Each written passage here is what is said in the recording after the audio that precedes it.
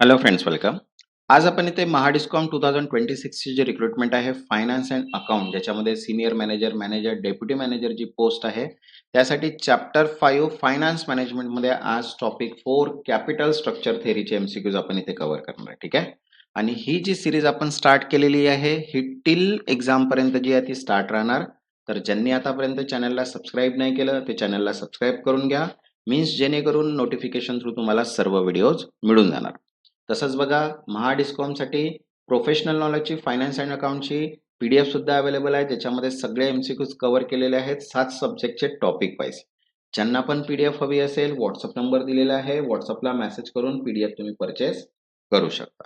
तर चला स्टार्ट करूया इथे कॅपिटल स्ट्रक्चर थेरीजचे काही एमसीक्यूज. तर बघा, फर्स्ट क्वेश्चन आहे, under traditional theory the cost of capital.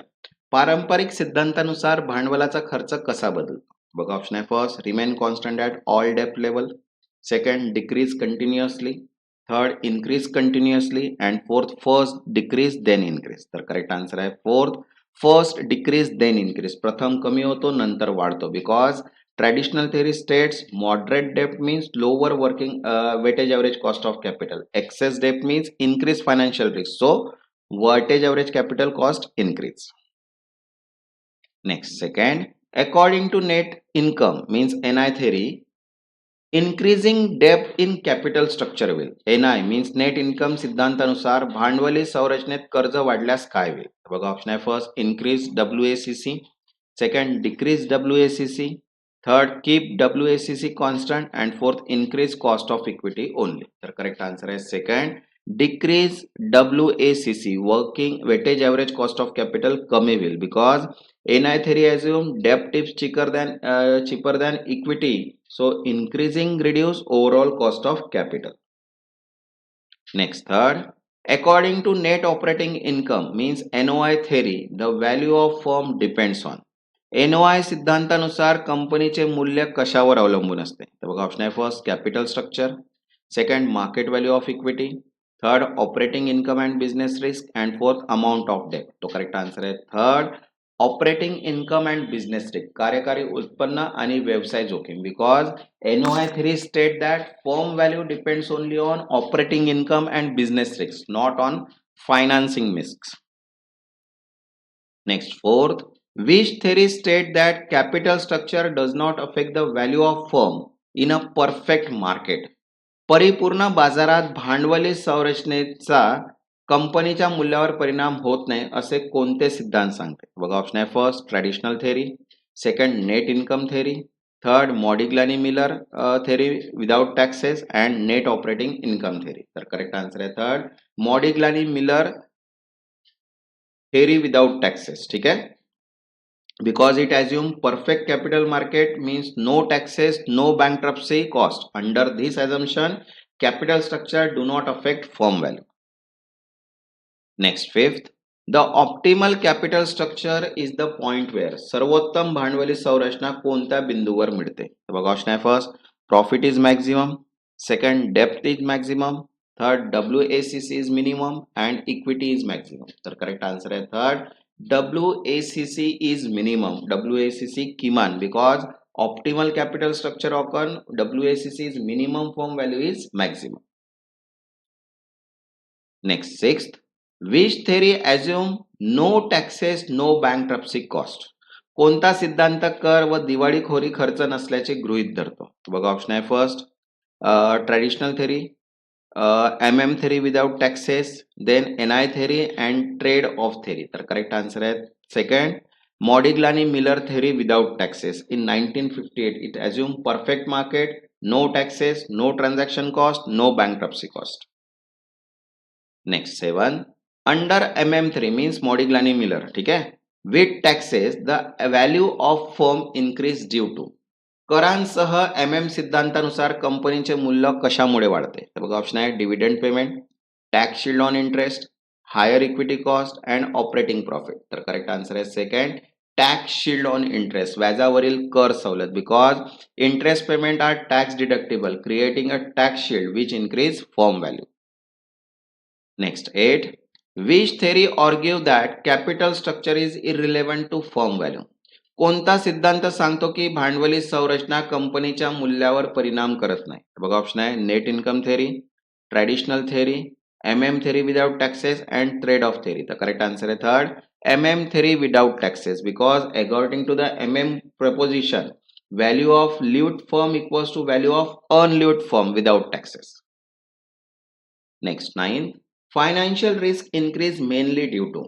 आर्थिक जोखीम मुख्यतः कशामुळे वाढते? तर बघा ऑप्शन आहे first higher equity financing, second higher retain earning, third low profit and fourth higher डेप्ट फायनान्सिंग. तर करेक्ट आन्सर आहे फोर्थ हायर डेप्ट फायनान्सिंग, जास्त कर्ज, बिकॉज डेप्ट increase fix financial obligation, so interest which increase financial risk.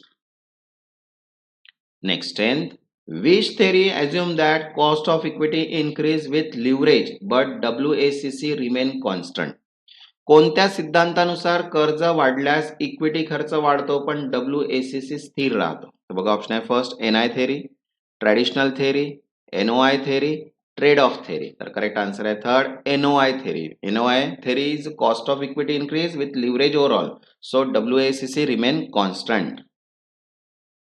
Next, तसंच बघा quantity ॲप्टिट्यूडची PDF available आहे, ज्याच्यामध्ये 25 चॅप्टर प्रॅक्टिस सोल्युशन दिलेले आहेत. ज्यांना पण PDF हवी असेल व्हॉट्सअप नंबर दिलेला आहे, व्हॉट्सअपला मेसेज करून PDF तुम्ही परचेस करू शकता. Next 11, in MM theory with taxes the formula for firm value is. करांसह MM सिद्धांतानुसार कंपनीच्या मूल्यांचे सूत्र काय आहे? तो सिंपल सा फॉर्मूला है, यहाँ पे देखिए सेकंड, ठीक है, levered from value unlevered from value, ठीक है, means levered from value equals to unlevered from value plus tax shield means tax rate into depth, tax shield means tax rate into depth, so increase firm value. तो correct answer आएगा second. VL means levered from value, VU means unlevered from value. Okay. Next 12, which factor mainly determine the optimal capital structure?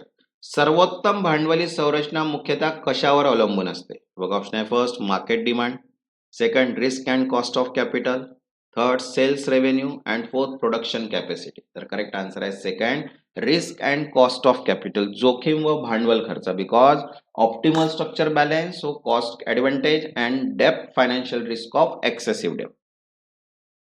Next 13, according to trade off theory firm balance. Trade off सिद्धांतानुसार कंपन्या कशामध्ये संतुलन साधतात? बघा option आहे first profit and cells, second dept and equity equally, third tax benefit of dept with bankruptcy cost and cash flow and dividend. तर correct answer आहे third tax benefits of dept with bankruptcy cost, because trade off theory state firm choose debt level where tax advantage of debt equals to cost of financial distress. Next 14, if a firm increase debt excessively the cost of equity will. कंपनीने कर्ज खूप वाढवल्यास equity खर्च काय होईल? तर बघा option आहे first decrease, remain constant, increase, become zero. तर करेक्ट आन्सर आहे थर्ड इनक्रीज, वाढेल, बिकॉज मोर डेप्ट means higher financial risk means share holder demand higher return. Next 15, which capital structure theory is considered more realistic in practice? व्यवहारात सर्वात वास्तववादी भांडवली संरचना सिद्धांत कोणता मानला जातो? तर बघा ऑप्शन आहे NI theory, NOI theory, MM without taxes and traditional theory. तर करेक्ट आन्सर आहे fourth traditional theory. It is considered practical because it recognise moderate डेप्ट लोअर WACC एक्सेप्ट डेप्ट increase financial risk and WACC. Okay. तसंच बघा मराठी व्याकरण, account formula based formula PDF, professional knowledge all in one, mock test, quantity aptitude आणि income tax सगळ्याच PDF available आहेत. ज्यांना पण PDF हवी असेल व्हॉट्सअप नंबर दिलेला आहे, व्हॉट्सअपला मेसेज करून PDF तुम्ही परचेस करू शकता. ज्यांनी आतापर्यंत चॅनलला सबस्क्राईब नाही केलं ते चॅनलला सबस्क्राईब करून घ्या आणि व्हिडिओला एक लाईक. तेव्हापर्यंत धन्यवाद.